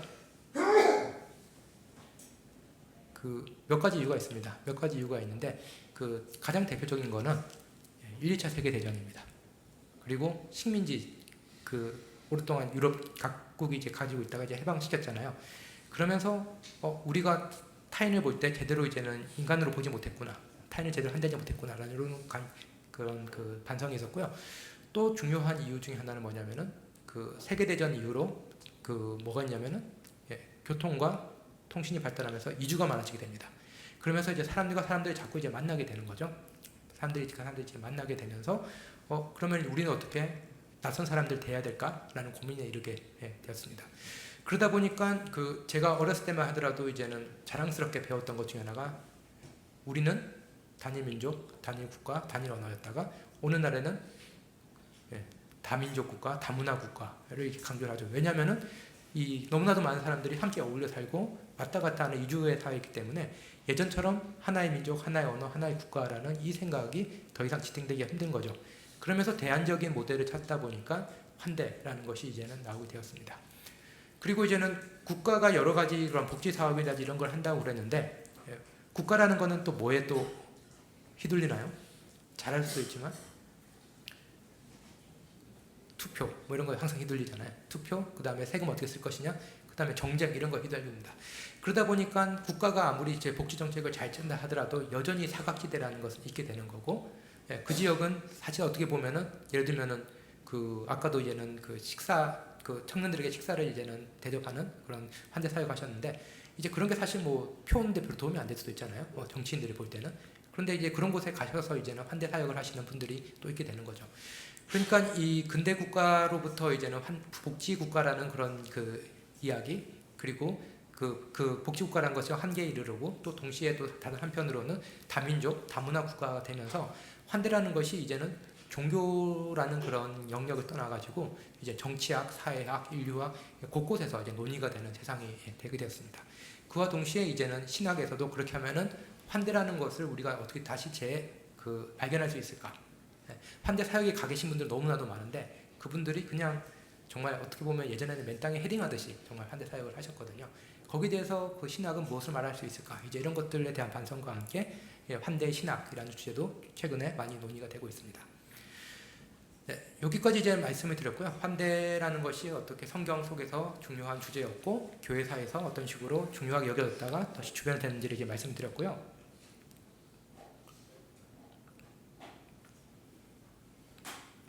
이제 환대를 가지고 이제는 뭔가 교회에서 아니면 신학자들이 한다 할 때 여러 가지 제기되는 물음들이 있습니다.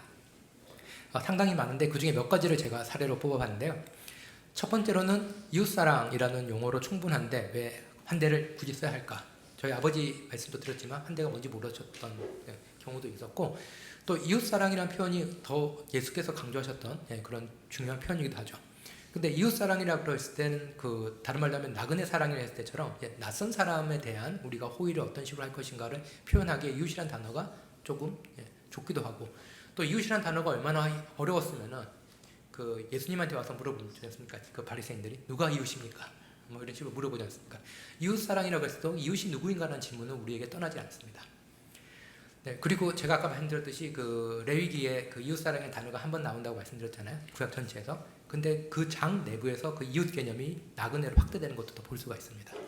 네, 그렇기 때문에 그 이웃사랑이라는 단어가 충분한데 충분하지 못하다라고도 할 수 있을 것 같습니다. 두 번째로 이제 환대를 강조하다 율법주의로 갈 위험은 없을까? 네, 물론 있습니다. 네, 그렇기 때문에 어떻게 이제 우리가 환대를 율법주의가 아니라 은혜의 문법 속에서 볼 수 있을까? 그걸 계속해서 끊임없이 이제는 고민을 해야 되고요. 그런 의미에서 아까 말씀드렸듯이 먼저 내가 환대 받았다라는 그 경험, 그 하나님 말씀하시잖아요. 너희가 나그네였기 때 너희가 먼저 용납받았으니까 너희도 나그네를 환대하라라고 말씀하시잖아요. 이런 식으로 우리가 먼저 그 환대라는 것을 어떤 윤리적인 것으로 한정하는 것이 아니라 은혜라는 그 맥락 속에서 환대를 볼 수 있어야지 환대는 율법주의로 흐르지 않을 수가 있지 않을까. 그게 저의 가설입니다.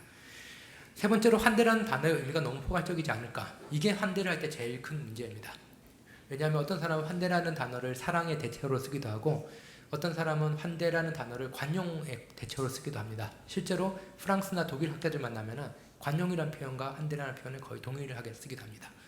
어떤 사람들 같은 경우는 환대라는 걸 얘기를 하면서 인정을 얘기를 하고 합니다. 정체성을 인정해달라.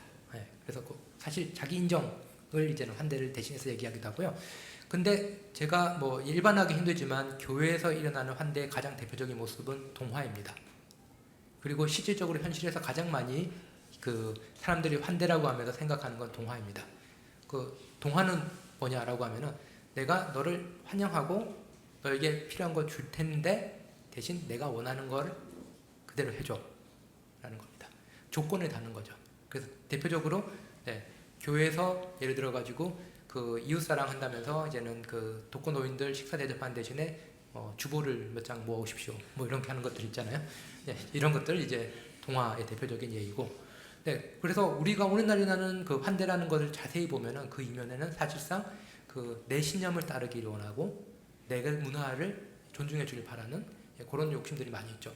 그렇기 때문에 환대가 어렵습니다. 왜냐하면은 내가 주는 대신에 뭔가 내가 원하는 바를 어느 정도는 상대가 해주기를 바라기 때문에 그렇죠. 그래서 환대라는 단어가 사실상 매우 포괄적입니다. 어떤 사람은 환대라는 표현을 쓰면서 배제를 하기까지 합니다. 네, 대표적인 게 뭐냐면은 한때 이제는 그 기독교 일부에서 쓰다가 요즘에는 쓰면 안 된다 해가지고 안 쓴 단어가 있는데 그게 뭐냐면은 사랑하기 때문에 반대합니다 라는 표현입니다. 네, 사랑하기 때문에 환대를 하고 싶은데 그 사랑이 배제 형태 나는 거죠. 나는 반대하는 방식으로 내 사랑을 실천하겠다라는 거죠. 네, 이런 식으로 이제는 환대, 사랑이라는 표현을 쓰지만 사실 그것이 의미하는 바가 너무나도 크기 때문에 사실 이제는 환대하기도 어렵고 환대를 하면서도 갈등이 많이 일어나기도 합니다. 그리고 실질적으로 환대를 할 때 제일 많이 일어나는 건 뭐냐면은 권력관계를 만든다는 겁니다. 환대는 도움이 필요한 누군가에게 도움을 주는 행위로부터 보통 시작이 됩니다. 그렇기 때문에 도움을 누군가는 주고 누군가 도움을 받으면 어떤 일이 나는 게 되는 거죠? 권력관계죠. 나는 베푸는 자, 너는 받는 자라는 관계가 일어나는 거고 처음에는 안 그랬다가 조금 하다 보면 사람 변했네라는 얘기를 많이 듣게 되는 거죠. 그러면서 계속해서 뭔가를 요구하기도 하고 그리고 내 신념을 따라주기도 하고 그러면서 처음에는 환대로 시작했다가 권력관계가 고착되면서 환대가 아니라 동화, 배제까지도 이제는 갈 수가 있게 되는 거죠. 뭐 오프 더 레코드긴 하지만 저도 학생처장이라서 이제 그 학교 기부금 받으러 가면은 엄청나게 뭘 많은 걸 요구를 당할 때도 있거든요. 뭐 해라 이렇게 하면 마음을 못 하고 학생들 장학금을 위해서 참자 그러면서 참고 넘어오는 경우도 있죠. 또 반면에 어떤 수혜자 같은 경우는 전혀 아무것도 묻지 않고 좋은 일에 써주세요라고 이렇게 또 주는 분도 있죠.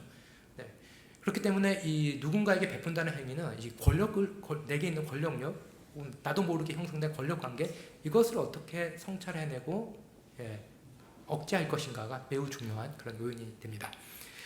또 반대 경우도 있습니다. 그 뭐냐면은 수혜자는 호의에 의존하다가 자립심을 잃게 됩니다. 그거 이제 요즘에 유명한 그 사회학적인 정치학적인 용어로는 선한 사마리아인의 딜레마라고 얘기합니다.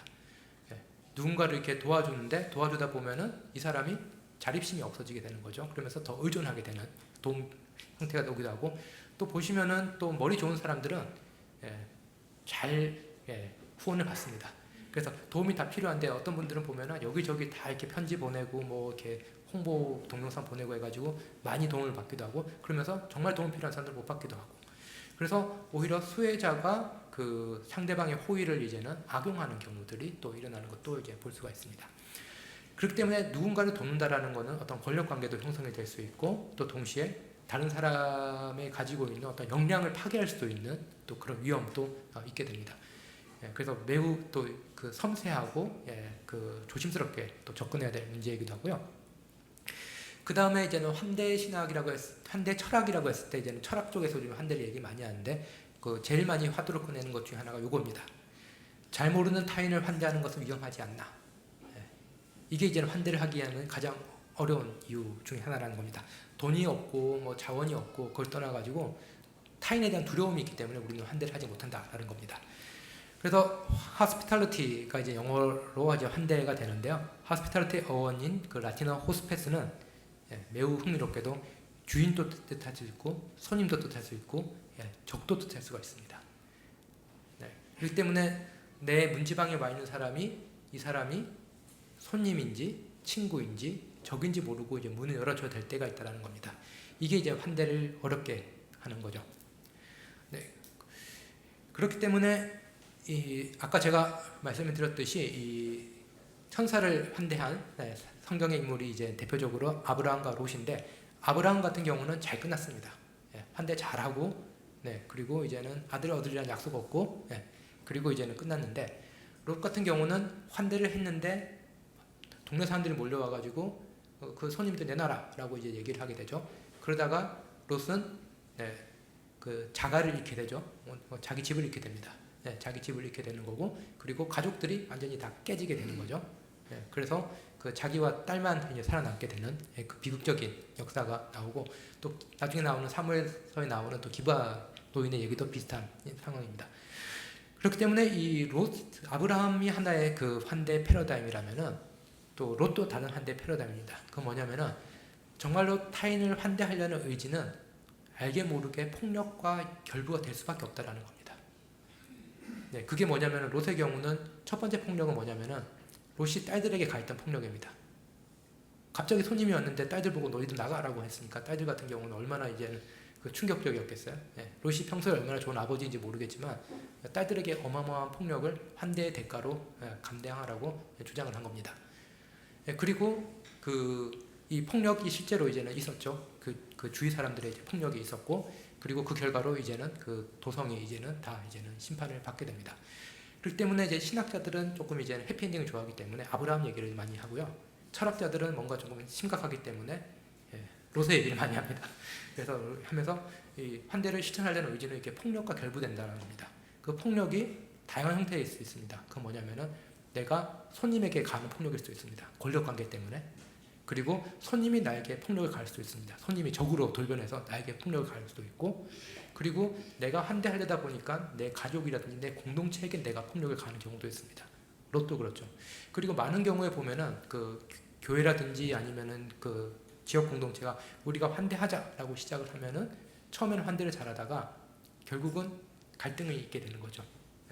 그러면서 서로 간에 이제는 그 폭력적인 언사라든지 뭐 이런 것들이 있으면서 공동체가 어려움을 얻게 됩니다.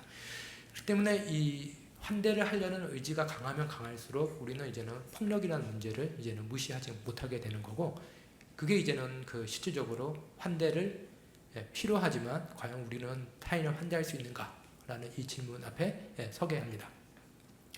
그렇기 때문에 저같이 이렇게 그 이론적으로 하는 사람은 그래도 그나마 이제 뭐 책 보는 건 어렵지만 그래도 환대라는 것에 대해서 이제 머리로 이해하니까 조금 나은데, 아까 오전에 오신 박성명 목사님처럼 처음부터 끝까지 자기의 그 사역을 이제 환대로 정의하시는 분들은 얼마나 힘드시겠어요. 이렇게 말은 다 못하셨겠지만 여러 가지 그런 도전에 노출되었을 거라고 생각합니다. 그래서 오늘날 이제는 환대라고 얘기할 때 지금 제가 보여드렸던 여러 문제들이 있는데 그거를 한 방에 해결할 수 있는 어떤 맞는 키가 있으면 좋겠지만 실제로 그렇지는 않습니다. 그렇게 됐다면 이제는 뭐 인류 역사가 매우 행복했겠죠. 인류 역사는 근데 그렇지 않았고요. 그럼에도 불구하고 저희가 이제 환대라는 것이 무엇이고 환대를 생각할 때 환대를 너무 이상화 낭만화 시키지 않기 위해서는 좀 환대에 대해서 뭐라 조금 더 이론적으로 좀 생각해 볼 필요가 있지 않나 라고 할 때 오늘날 많이 시작하는 그게 환대를 새롭게 좀 정의해 보자는 겁니다. 근데 새로운 정의는 아닙니다. 예전부터 있던 정의를 좀 새롭게 재발견해 보자는데, 환대를 이제는 공간 만들기라는 요 개념과 결부시켜서 생각하는 겁니다. 말씀드렸듯이 그 환대를 타는 그리스어 필록세니아는 그 손님에 대한 사랑, 나그네에 대한 사랑입니다. 근데 낯선 이를 이렇게 맞아들여서 이제는 그 호의를 표할 때 그 일어나는 공통적인 건 뭐냐면은 공간을 내어주는 겁니다. 밥을 먹으려면 뭐가 필요하죠? 같이 식탁이란 공간이 필요하잖아요. 또 밥을 먹더라도 이제 비 맞고 그러면 안 되니까 공간이 어떤 조금 이렇게 그 천장이라도 있고, 그래서 거센 바람을 또 막을 공간 이런 것도 필요하겠죠. 그리고 우정을 나누려면 뭐가 필요하죠? 곁을 내줘야 되죠. 그게 물리적인 곁일 수도 있고 아니면 상징적인 곁일 수도 있지만 내 곁을 내줘야지 우정을 나눌 수가 있습니다. 그리고 나그네가 오면 또 뭐가 필요하죠? 잘 공간이 필요하죠. 그리고 내가 안전하다고 생각하는 심리적 공간이 또 필요합니다. 그렇기 때문에 이제 환대라는 그 이름으로 이루어지는 다양한 행위들을 공통 분모로 있는 어떤 것을 생각해 보면은 낯선 이에게 공간을 내어주는 행위라고도 할 수가 있습니다. 그래서 오늘날에 그래서 환대라고 할 때는 그 공간이라는 개념을 가지고 이제 많이 생각합니다. 다른 말로 하면은 그 이웃돕기라고 하지만 교회 내에서 못 들어오게 하는 방법도 있죠. 그 예전에 그 미국 교회에서 한 실험한 게 뭐냐면은 목사님이 환대에 대한 설교를 막 하고 있는데 그 분장한 사람이 술 취한 척하고 교회 안에 들어와서 행패를 부리는 겁니다. 그때 사람들이 어떻게 반응하나라고 하는데, 환대에 대한 설교를 막 들었던 교인들도 그러면은 이제 화를 낸다라는 거죠.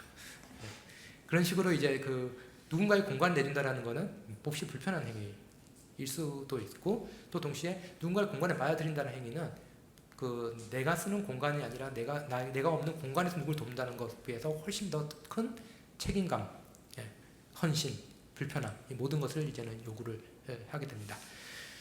네, 그래서 그 헨리 나우엔이라는 그 유명한 영성 작가가 그 영적 발돋움이라는 책에서 쓴 그 환대에 관한 그 챕터가 있는데 거기서 제가 환대에 대한 아주 좋은 정의를 발견해서 그걸 함께 나누려고 합니다. 한번 읽어보겠습니다. 환대는 낯선 사람이 들어와서 적이 아닌 친구가 될 수 있는 자유로운 공간을 만들어주는 것을 의미합니다. 또한 사람을 변화시키는 것이 아니라 변화가 일어날 수 있는 자리를 그들에게 주는 것입니다. 주인의 생활 방식을 받아들이라는 유명한 권유가 아니라 손님이 자신의 생활 방식을 발견할 수 있는 기회를 주는 것입니다. 근데 여기 보면은 환대를 이제는 공간을 주는데 아까도 말씀드렸듯이 그 호스페스라는 어원이 친구도 되고 적도 될 수 있잖아요. 그래서 데리다 같은 철학자 같은 경우는 환대에 관하여라는 책을 썼을 때 환대가 어려운 건 뭐냐면은 이 문지방에 서 있는 사람이 친구인지 적인지도 모르고 문을 열어줘야 된다라고 이렇게 얘기를 하거든요. 근데 헨리 나우엔은 누군가를 친구든 적으로 만드는 거는 내가 그에게 어떤 공간을 내어주느냐가 중요하다입니다. 물론 처음부터 나쁜 놈이 있을 수도 있죠. 분명히 그럴 수도 있습니다. 근데 그게 아니라 특별히 나쁘지도 않은 사람이 내가 그를 어떻게 대하느냐에 따라서 진정으로 자유로운 사람으로 자신을 드러낼 수도 있지만 또 폭력적인 사람으로 형성이 될 수도 있다는 겁니다.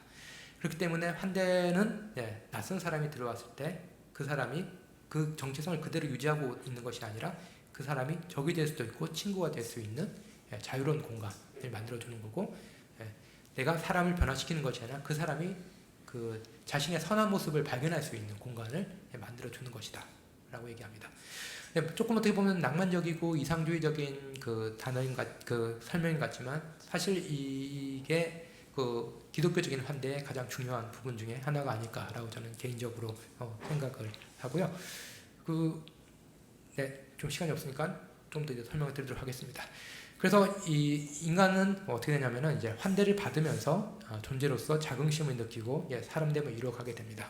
그래서 이게 대표적인 사례로 뽑히는 게 뭐냐면은 지금 그 유럽이 이제는 자꾸 우경화된다, 보수화된다라고 한 게 뭐냐면 유럽 같은 경우가 이제는 난민들을 많이 받아줬잖아요. 난민들을 많이 받아줬는데 2세대, 3세대들이 오히려 이 테러리스트가 되는 경우들이 이제 많이 있잖아요. 그래서 그 외부로부터 그 테러리스트들이 오는 게 아니라 그때 영국의 어떤 언론에서 되게 자극적인 그 헤드라인이 났는데 그 뭐냐면 우리의 치과 의사가 테러리스트가 되었다 뭐 이런 식으로 이렇게 되게 자극적으로 이제 제목을 잡았는데 그 뭐냐면 영국에 들어와가지고 교육을 시켜가지는데 결국은 그 계속해서 받게 되는 불이익, 차별, 모멸감 때문에 이 사람이 테러리스트로 되었다라는 거잖아요.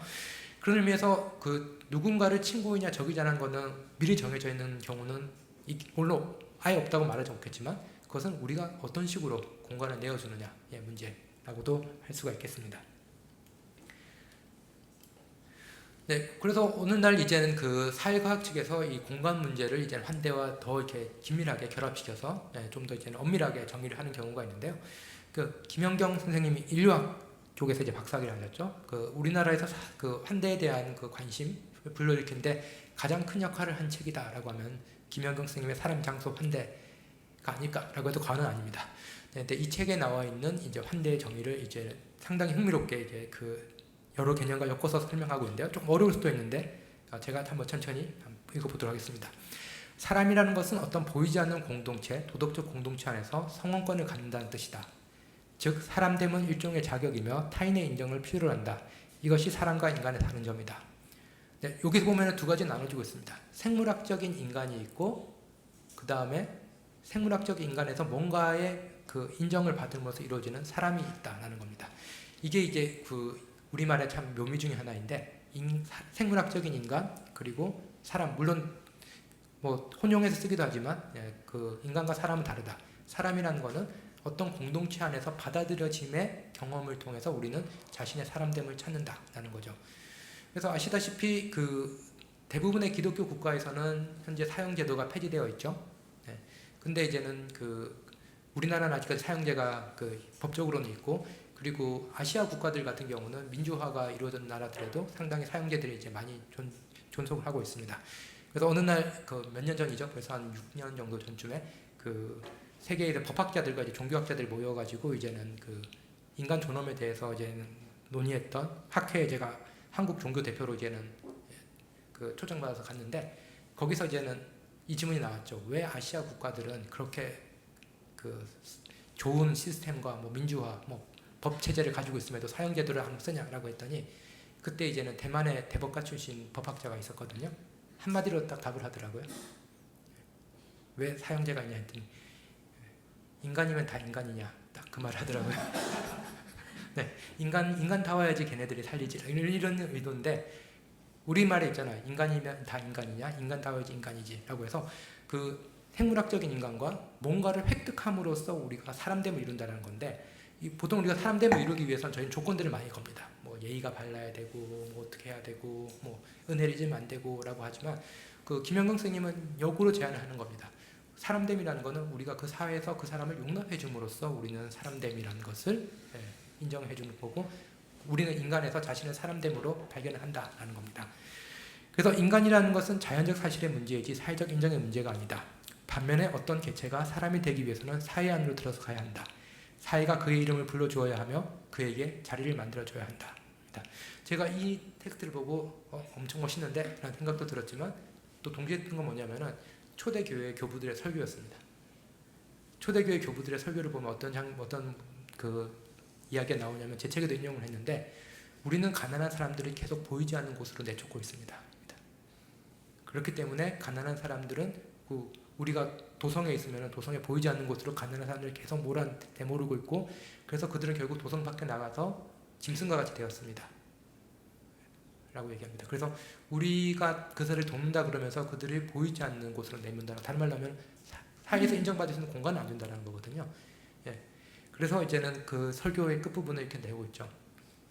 우리의 예배는 그들을 보이지 않는 공간에서 보이는 공간으로 끌어내는 장소입니다. 라는 이 표현을 쓰면서 그 설교가 그 내용을 이제 신학적으로 아름답게 이제 마무리하고 있는데 보시면은 저희는 그 누군가를 돕는다, 누군가를 환대한다 그러면서 보이지 않는 공간으로 밀어내고 있거나 자리를 주지 않는 경우가 많이 있습니다. 근데 그 그리스도인의 환대라고 하는 거는 그 사람에게 자유로운 공간을 주는 행위도 되겠지만 또 동시에 비가시적인 곳에 있어서 이름이 불리지 않는 사람들을 가시적인 공간으로 불러내고 여기 나와 있듯이 이름이 불릴 수 있도록 만들어주는 것 이것이 어떻게 보면은 환대의 중요한 내용이고 이것이 환대와 시혜주의의 차이라고도 할 수가 있습니다. 시혜주의라는 거는 그냥 도움을 주고 많이 베풀고 그렇게 되지만 거기서 끝날 수가 있는데 거기서 끝나는 것이 아니라 그 도움받는 대상을 인간으로서 존중하고 존엄하게 대하는 것 그것이 가능하기 위해서는 어떤 초대교육때 있었던 그 사람의 공간을 허락해주고 그 공간 속에서 그 사람이 자유롭게 자신의 사람됨을 드러낼 수 있게 해주는 것 이것이 중요한데 말은 쉬운데 그것이 정말로 이제는 어려운 일이다라고도 할 수가 있겠습니다. 시간이 없어가지고 뒤에 그 몇 가지가 있는데 그거는 간략하게만 말씀을 드리도록 하겠습니다. 네, 그래서 이제 환대라는 것은 타인을 위해서 공간을 마련해주는 행위로 우리가 재정의를 할 수가 있는데 말씀드렸듯이 이 공간을 내어주면서 우리가 또 주의할 거는 이건 내 공간인데 원래 내가 있던 공간인데 내가 월세 준 공간인데 뭐 이런 식으로 계속해서 이 공간에 대해서도 우리는 소유권을 주장을 할 수가 있는 거고 그래서 환대는 공간을 내어주면서도 주인과 손님 사이의 권력관계를 이제 만들어 낸다라고 할 수 있겠습니다. 그래서 우리는 환대를 한다 하면서 실제로는 땡땡땡을 하는 경우가 많은데 거기에는 여러분들이 다양하게 넣을 수가 있습니다.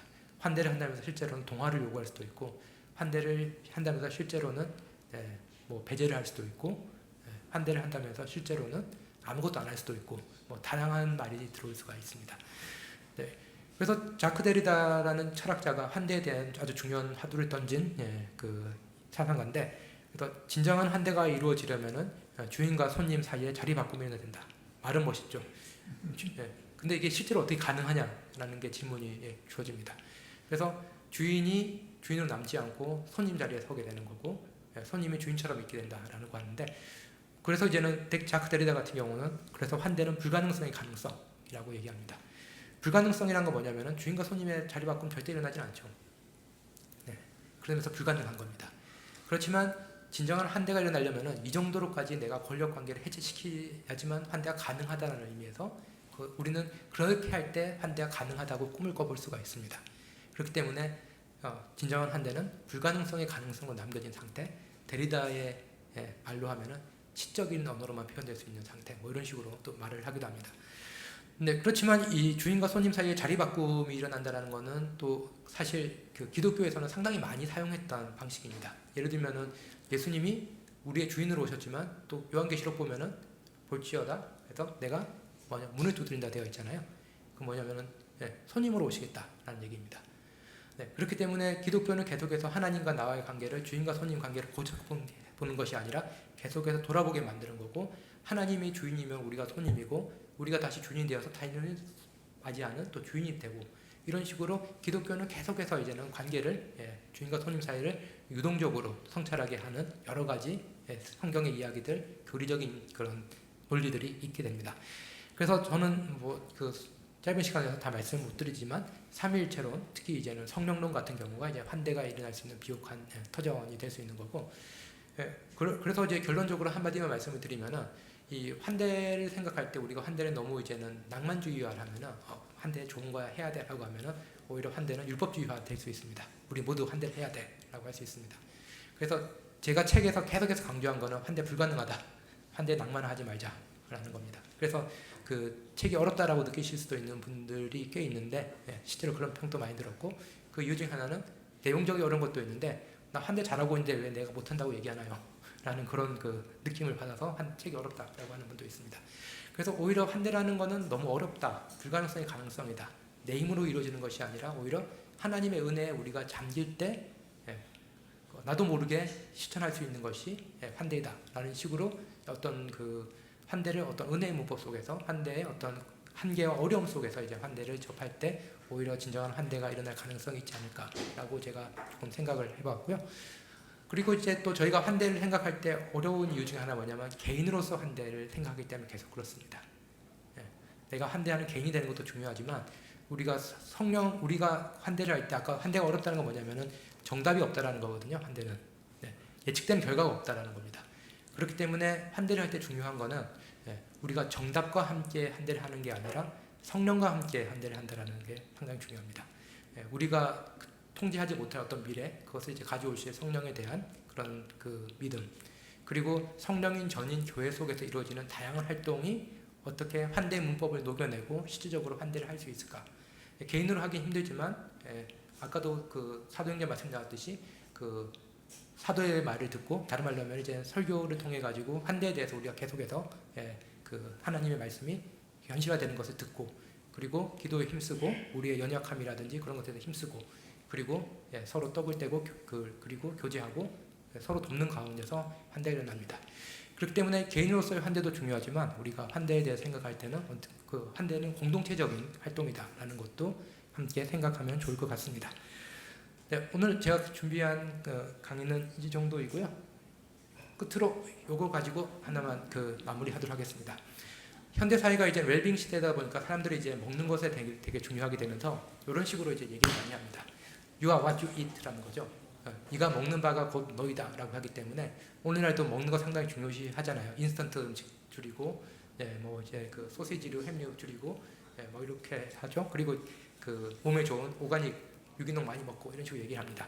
그래서 네가 먹는 대로 네 몸이 형성된다라고 해서 You are what you eat인데, 그래서 여기 보시면은 흥미롭게도 여러분 보실 때 왼쪽에 있는 사람들의 몸은 뚱뚱한데 햄버거라든지 소세지라든지 맥주라든지 피자라든지 이런 거 가득 차 있죠.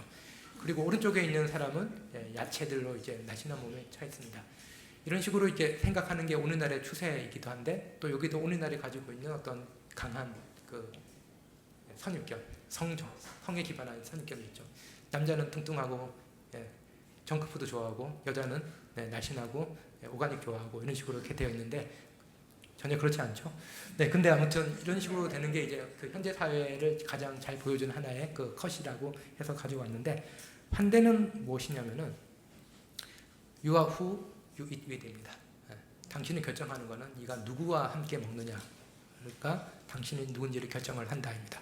그래서 하나님이 만드신 세상이 너무나도 다양하고, 그리고 이 세상에 정말로 다채로운 생각과 문화와 언어를 가진 사람들이 산다면은 하나님 형상인 인간도 다양한 사람들, 다채로운 문화들을 품을 수 있느냐라는 것도 하나님 형상으로서 우리가 어떤 존재인지, 다른 말로 하면 우리가 환대의 존재인지 아니면 정말로 나의 몰두된 존재인지를 생각하게 하는데 중요한 주제이고요.